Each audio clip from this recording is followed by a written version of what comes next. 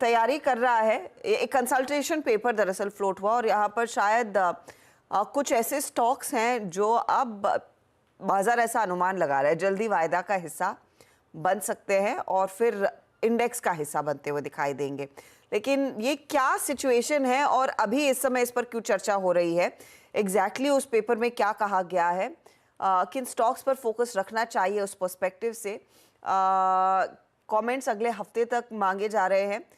बताइए यातिन हमारे साथ अब जुड़ गए हैं। यातिन, एक बैकग्राउंड दे सके और बताइए ये इस समय इसकी बातचीत फिर क्यों हो रही है? तो देखिए, बहुत टाइम से मांग थी कि एफएनओ स्टॉक्स के इंक्लूजन्स और एक्सक्लूजन की जो गाइडलाइंस है उस पे थोड़े बदलाव हों, क्योंकि जो रेगुलेशंस थे वो काफ़ी पुराने थे।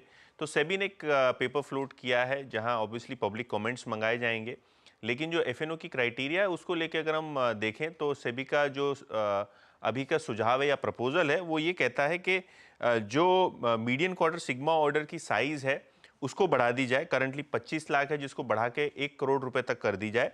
इसके अलावा market wide position limit 500 crore की जो है उसको बढ़ा के 1250-1700 करोड़ की जाए।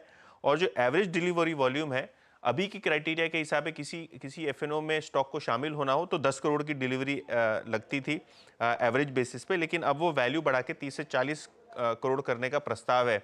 ऑब्वियसली जो हम क्राइटेरिया कहें उससे जो बेस है वो बढ़ेगा और ओवरऑल जो स्टॉक्स इंक्लूड हो सकते हैं और एक्सक्लूड हो सकते हैं उसकी एक लिस्ट नुआमा ने तैयार की है और आईएफएल सिक्योरिटीज़ ने तैयार की है। जहां तक कि इंक्लूजन का सवाल है तो येस बैंक, जोमैटो, जियो फाइनेंशियल, एनएचपीसी, अदानी ग्रीन, सरकारी कंपनीज में से आईआरएफसी, एनएचपीसी जैसे काउंटर्स जो हैं वो एफएनओ में शामिल हो सकते हैं।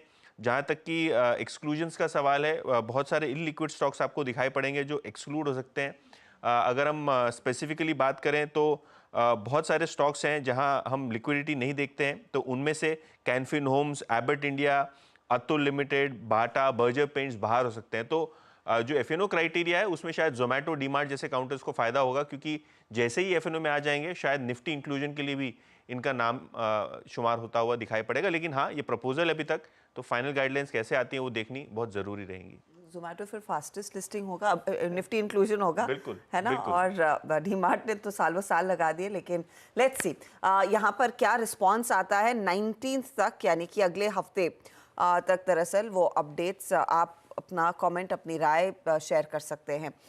इन स्टॉक्स में आज ज़्यादा एक्शन नहीं, इनफैक्ट बाजार इंतज़ार कर रहा है फाइनली कि दिल्ली से